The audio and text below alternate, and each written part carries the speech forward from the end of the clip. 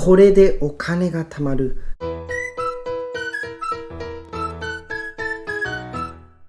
こんにちは。一生使える勉強法を書いているアッキーです。それでは今回は年収200万円からの貯金生活宣言について解説していきます。あなたは貯金の具体的な増やし方を知っていますか？この本で紹介されているのは、資産がマイナスの人やゼロに近い状況にある人が貯金をするための実践的な方法です。最終的な目標はいくら貯めるかではなく、お金を通して人生をコントロールすることです。お金のコントロールができない人は、お金の面だけではなく、自分が思い描く理想の生き方を実現する可能性を著しく下げてしまいます。今回は無理なく楽しみながらお金を貯める9個の方法を紹介します。数ヶ月後、変化した自分を実感することができるはずです。参考になったという人は、いいねやコメントをください。また継続するためにあなたの決意表明をコメント欄で教えてください。1個目、お金を貯めるゴールデンルール。お金を貯めるためには、稼いだお金を極力使わないといった絶対法則があります。お金を増やす方法は3つです。収入を増やす、支出を減らす、収入を増やして支出を減らす。この3つのパターンしかないです。この中で一番理想的なのは、収入を増やして支出を減らすことです。しかし現実的には難しいです。そのため、収入を増やすのか支出を減らすのか、どちらかを選択する必要があります。本人の性格や生活環境によりますが、支出を減らすのが一番簡単です。例えば月2万円ずつお金を貯めようとすると、年間24万円の収入アップが必要になります。ではあなたに質問をします。副業やバイトで稼ぐのか、無駄遣いを控えて支出を絞るのか、どちらが実行できそうですか？そう尋ねると 85% から 90% の人が後者の支出を減らすを選びます。もちろん収入を増やすを選ぶ人も 10% ほどいますが、そう答えるのは自営業の方だったり経営者がほとんどです。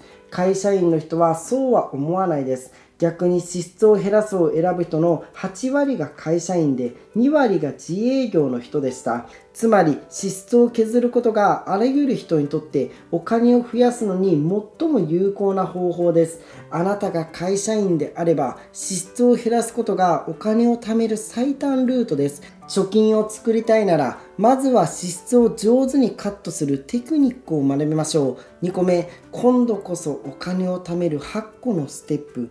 何度チャレンジしてもお金を貯められない。そんな自分をそろそろ変えたい。そう思う人は多いです。お金を貯めたい人が実際に変わるためには、次の8個のステップが大事です。それぞれ説明していきます。1個目、自分の性格とお金癖を知る。お年玉に始まり、バイト代や給料について自分のお金の歴史を振り返ってください。自分の癖を知るだけでもいいです。もし過去にお金で失敗したとしても、未来の方が大事です。過去の失敗を後悔したり、自分を責めないでください。2個目、無理なくできるお金の習慣を考える。お金を貯めるには続ける必要があります。例えば寝る前に全部の家電のコンセントを抜く。これをずっと続けることってできますか？コツコツ型の節約法を継続的に進めるのは難しいです。もし向いていないのであれば、もっと大胆な部分での支出カットを考えた方がいいです。3個目、今の固定費を疑ってみる。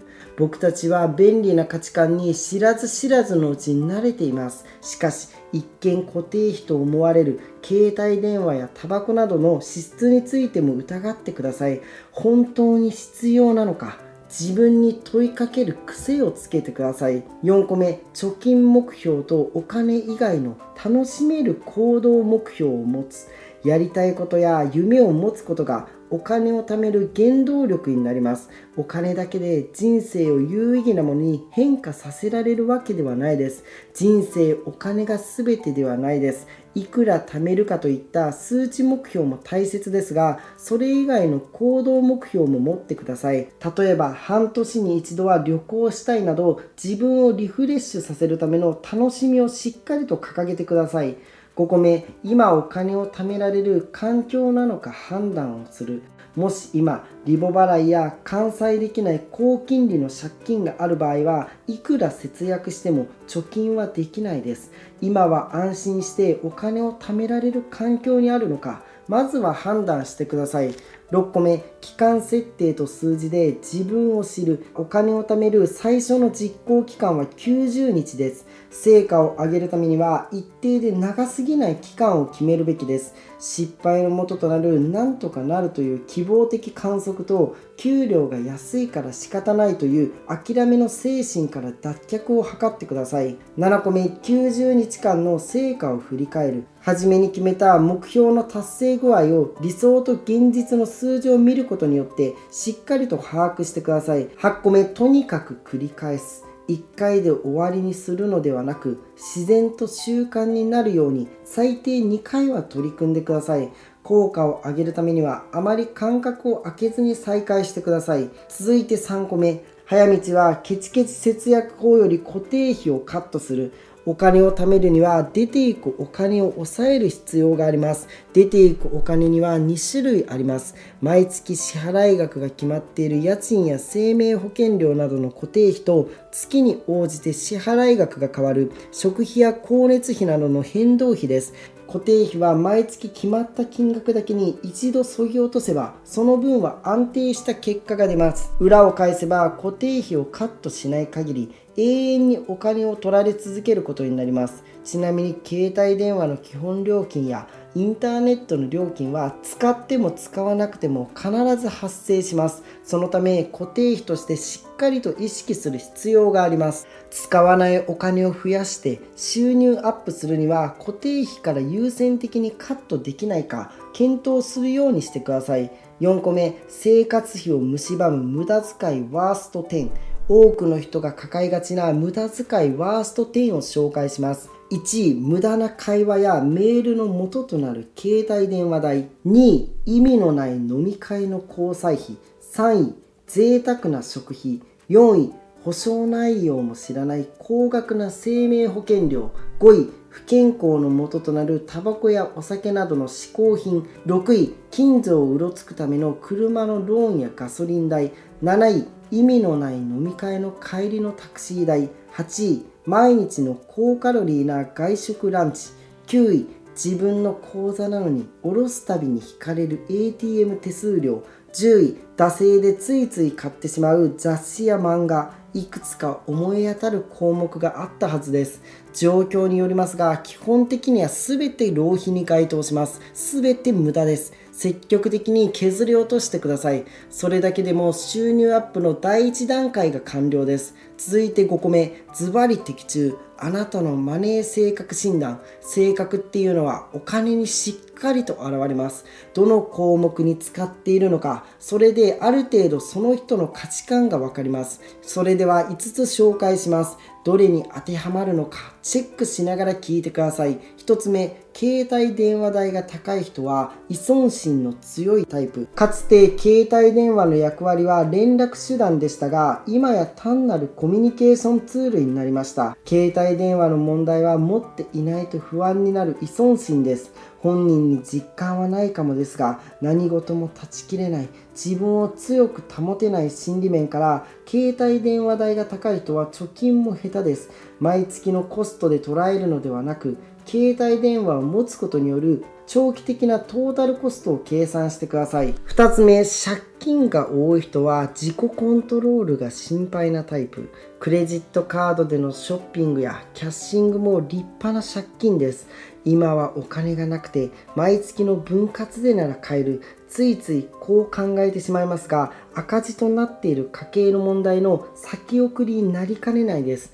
借金は簡単にしない習慣を身につけてください。クレジットカードは手持ち金額を気にせず多くの買い物をさせる恐ろしい力を持っています。クレジットカード、借金に注意してほしいと思います。3つ目、生命保険料が高い人はとりあえず何かしたいタイプ。保険は高額な金融商品です。生命保険の役割は大きく分けて2つ、保証と貯蓄があります。金融商品が豊富な今の時代、生命保険で貯蓄を考えるのは得策ではないです。生命保険で求めるものは保証の部分のみでいいです。また掛け捨て型の保険であっても払いすぎには要注意です。保険料と保証内容のバランスを家計から無理のない範囲で見定めることが大事です。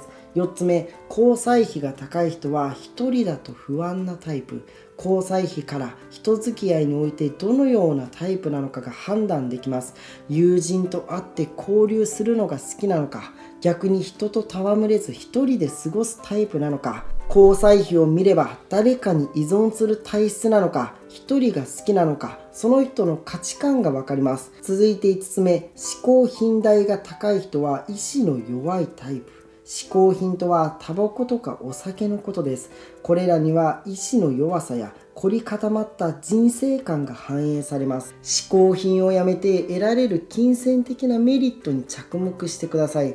例えばお酒をやめることでお酒代が浮きます。そして健康になることで医療費が浮きます。さらに浮いた時間の分働いて収入アップできます。健康であることは医療費の面から見ても大きな財産になります。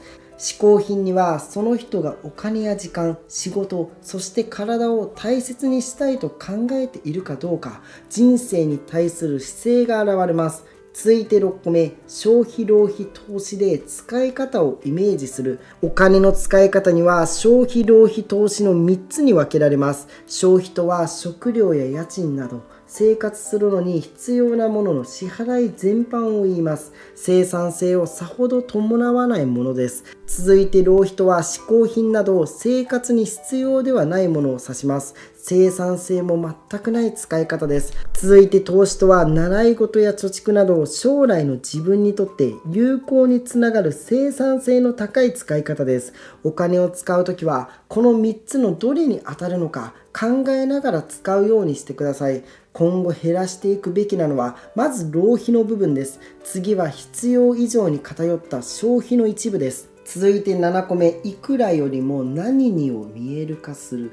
お金を払うときはこれは消費なのか浪費なのか投資なのか自分に質問してください。自分の出費がどの項目に当たるか、それを知るには見える化する必要があります。そのためには家計簿を使ってください。僕はマネーフォワードで毎日見るようにしています。例えば家賃や生活日用品は消費、嗜好品は浪費、貯金は将来の自分につながる投資に分けられます。ただし同じ項目内であっても内容が分かれることがあります。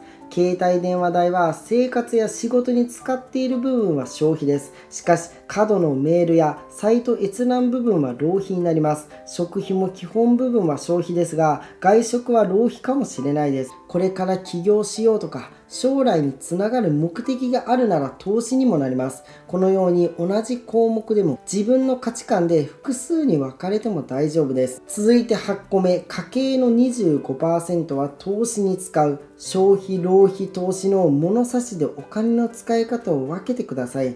そして一定期間続けることでどんなお金の使い方をして今後どう変化させていきたいのか判断してください。そうすることで貯金力がアップします。人はそれぞれ目指すところが違います。決まったゴールっていうのはないです。しかし理想的な目安があります。それは消費を 70%、浪費が 5%、投資が 25% にすることです。浪費がゼロが理想的かもしれません。でも時には無駄も許容することが成果につながります。そして自分への投資を 25% に設定することが大事です。続いて9個目、それでも貯められないあなたへ。いくら学んでもやっぱしお金が貯められない。そんな人のために5つの考え方を紹介します。1つ目、他人の目を意識する。お金を貯めるために効果的なことは他人を意識することです。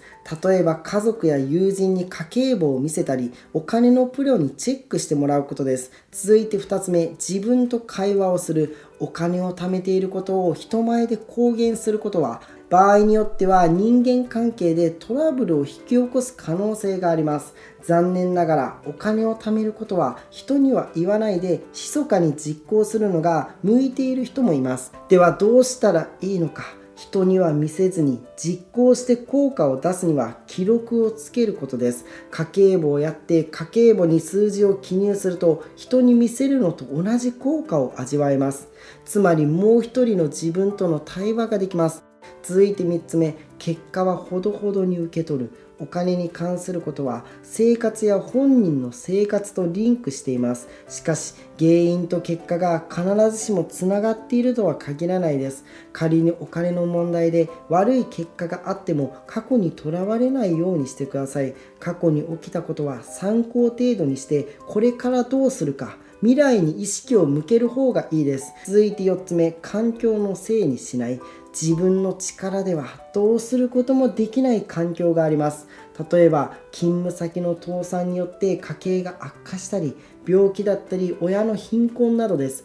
しかしお金がたまらない結果を悲観的に受け取り変わろうとしないのであれば、それは現状を諦めているのと同じです。もし今あなたが不利な環境に置かれているのであれば、不利をバネに頑張ってほしいと思います。続いて5つ目、弱みを強みに変える。環境にハンデがある人だからこそ大きく変われる可能性があります。ハンデがあるからこそラッキーだと思ってください。もし今100万円の借金がある人はそれを返す必要があります。これを機会に自分の悪いお金の体質を直すことができます。そう思ってください。そして払い終わればそれまで返済に回していたお金でどんどんお金が貯められます。本当に悔しい時こそ人はゆっくりと確実に変わります。弱みを強みに変えてほしいと思います。今お金がなくてもこれからやるだけでお金を貯めることはできます。お金を貯めるのは継続的な取り組みです。今日やったら貯まるわけではないです。やれるとこからぜひやってほしいと思います。本日もご覧いただきありがとうございます。ぜひ次の動画でお会いしましょう。